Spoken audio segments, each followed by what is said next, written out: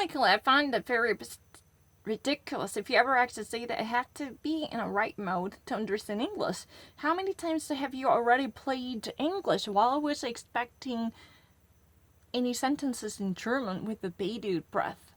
I was awakened to the foreign sounds, but that does not mean I actually missed those contents. No, I've already actually tried on multiple occasions. I was already tried about this, tried about this musician advertisement or any commercial about the dietary programs, something that I was completely unknown to. I mean, I really don't know what else I can actually say about it. No, it's never in a plus. That's not true. Everything is impossible. I really don't mind.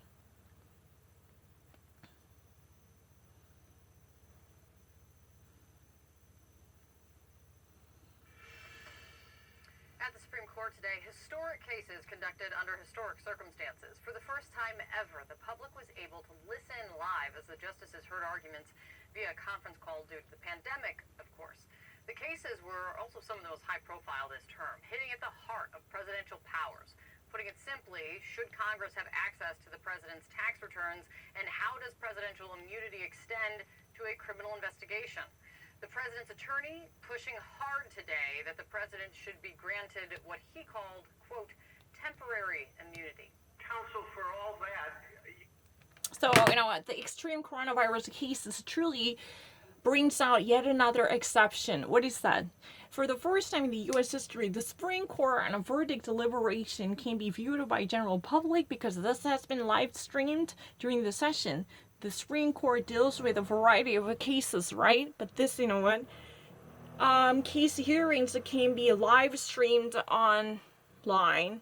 And if you ever really wanted to follow the every procedure inside the Supreme Court, you can actually do it, and that there is a very powerful case right now happening inside the American Supreme Court. What is that? Truly, does the U.S. president have the power to invoke a temporary immunity to postpone the release of financial records demanded by the U.S. Congress? The United States Congress truly asked for the release of the tax returns or any different documents that would reveal his financial status as of now. But the thing is, if you ever listen to this happening on the floor, President's attorney invokes interesting immunity clause saying that the President of the United States is right now truly protected by the immunity that deters him from following every order given by the U.S. Congress. What does that mean? So far, if you ever actually followed the U.S. domestic politics, the President Donald Trump has been constantly postponing and putting off the financial records release. He never actually cooperates with the U.S. Congress as well as the Democrats to be very transparent about his tax returns. He just simply doesn't really want to follow, or at least, be a compliance with all the demands pressurizing him at this moment.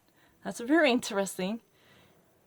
But the thing is, this guy named Jay Sekulow, he is a chief presidential lawyer, as a president's personal lawyer who defends him at the Supreme Court, says that there is a very special entitlement granted to the President of the United States, who can truly be protected and shielded from any type of obligation by invoking or summoning up this obligation. He doesn't really need to follow the given order by the United States congressional entity because he is the United States President, whose rights do not necessarily be tailored or confirmed by the U.S. Congress. For that reason, he could actually seek a temporary transient immunity. At least that would never be an everlasting or perpetuated permanent clause that could ever be mustered to protect him from this mounting pressure right? That's what has been said.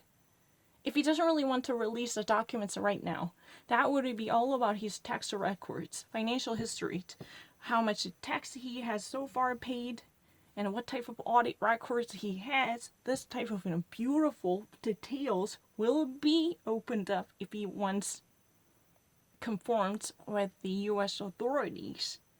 But right now, there is such a mounting pressure on him. Ever since he even actually, started his presidential campaign, people in general definitely wanted to have a close look at his financial records. That eventually led to the Supreme Court case. Let's try to watch it further. I don't need You to. don't argue that the grand jury cannot investigate the president, do you? We did not seek to have an injunction, as was the case involving Vice President Agnew, in enjoining the grand jury. We have targeted the utilization of the temporary immunity here to the subpoena. That's correct. No county district attorney in our nation's history has issued criminal process against the sitting president of the United States, and for good reason. The Constitution does not allow it. Temporary presidential immunity is constitutionally required. Every man's evidence is glued to the president. The president is not to be treated as an ordinary citizen, and this is a temporary immunity. Okay, what's been actually presented here is really easy. There should be a no criminal investigation that would immediately target the sitting incumbent president. As long as, President Donald Trump is maintaining his, position as the incumbent sitting president of the United States, there will be immunity clause and a clause that would, protect him from being investigated by the grand jury, which would actually, open up a thorough investigation, look deeper into the criminal intents that might have been caused or committed by the president, because this is really a temporary clause that enables president to be shielded from any type of a criminal investigation. There will be no injunction to actually twist his arms, because this is really the U.S. constitutional right that would safely secure the presidential immunity as long as the president remains in office. As long as he is in power, there should be no legal clauses that would overtrump this type of entitlement exclusively enjoyed by the sitting president of the United States. There will be no thumping legal clause or condition enabling any prosecutors to open up a criminal investigation against the sitting president of the United States. That's really the viewpoint of this president's private lawyer, Jay Sekulow. Yeah, it's very obvious. He does not actually see that this is a real legal obligation. There is, if there's any type of injunction is really the legally enforced stoppage. Then, if that type of injunction can be invoked, and it should not be the prosecutorial office. It should be from the president's defense lawyer team who could actually, argue for this injunction. There should be no progress. There should be impediment to cut off the progress of this type of litigation, especially against the president of the United States. There should be no criminal investigation under whatsoever conditions to target or accuse the President of the United States of having committed criminal activities, because there is immunity clause which it could immediately suspend, withdraw any further development of the investigations. That's really the reason no other entity can actually ever invoke this injunction based upon this immunity clause. But the sitting president, the incumbent president, who's been in power, who still has an authorities by ruling the nation, then one can definitely muster and summon up and invoke and cite the constitutional rights that definitely secure and defend the presidential immunity. It means, no prosecutors can ever conduct an inquiry or a truly inquiry into his criminal wrongdoings. There's no way. That's what has been said.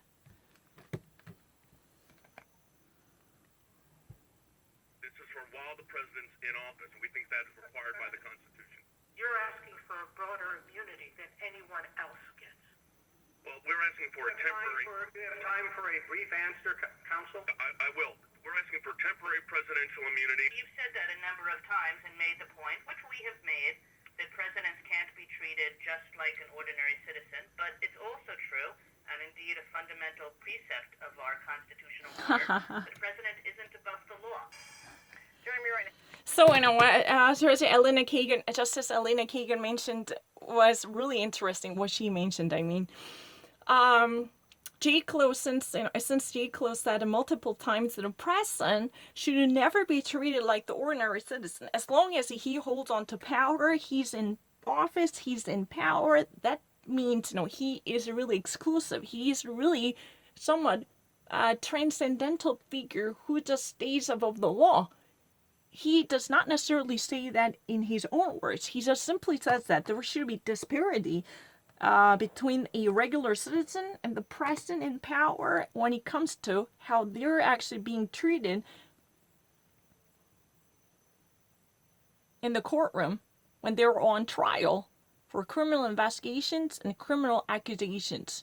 If both are actually indicted for criminal causes, president in power, the president, sitting president of the United States, should be treated differently, because there should never be any opening of the criminal investigations into his wrongdoings, his or her wrongdoings, as long as this president is still in power. That has already been multiplied numerous times by this, president's a private attorney.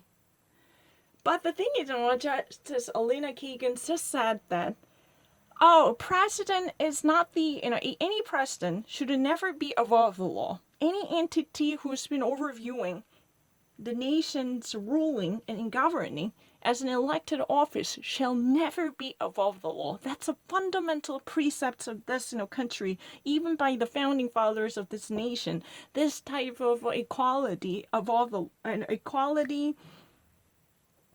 front of the law has been the fundamental of the nation's history. And this is really the constitutional precept that has truly been secured for 100 years. No one shall stay above the law. In this nation, where the rule of law prevails, there should be no entity that comes above and even beyond the legal boundaries laid down by the Holy Constitution, which definitely claims a greater power to treat everyone equal, with no exception, in the realm of jurisprudence, right? And when it comes to the legal deliberation, there should be an absolute equality by treating everyone fair. That's what has been mentioned. Since, Jay Sekulow constantly insisted on making a point about the presidential exceptionality, saying that since, this president is in power, there must be a temporary immunity clause, at least, until he's powerless. Yeah, until he would actually be either re-elected or voted out by the U.S. public. There must be an exceptional period given to him because of his title as a sitting and incumbent president who has been currently ruling the nation as the nation's head, right? Who is also performing his role as a commander-in-chief, right? As long as his presidency lasts, there should be a necessary clause which protects him from being investigated criminally. That's really the argument. But that type of exceptional status somehow does not sit well with the U.S. constitutional rights, which promise nothing but equality in the realm of law. No one stays above the law. That's really the fundamental moral precept and also legal article of faith that governs the U.S. constitutions from the very foundation of the nation. That's what has been mentioned by Justice Elena Kagan. You can either say the Supreme Court Judge Elena Kagan or Justice Elena Kagan. That's very interesting. And I really have to go because I have to take the German test. I'm really kind of crazy.